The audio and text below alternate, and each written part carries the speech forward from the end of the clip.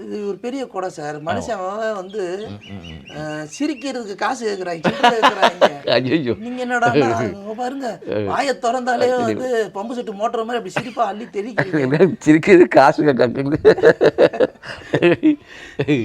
உண்மையிலேயே ஒரு சிறப்பான ஒரு விஷயம் சார். இந்த சிரிப்பு எனக்கு உங்களை இன்டர்வியூ பண்ணுறதுலேயே ஒரு ஒரு மிகப்பெரிய ஒரு சந்தோஷம் இருக்குது.